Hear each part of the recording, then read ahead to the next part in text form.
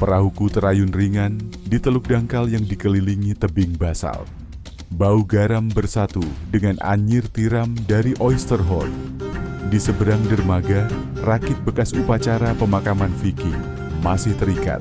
Arang gelap di papan kayunya mengisahkan malam ketika Toothless hampir dibakar. Air di sini tak pernah benar-benar dalam. Gobber bisa menyelam dan menarik perahu karam hanya dengan tangan kosong.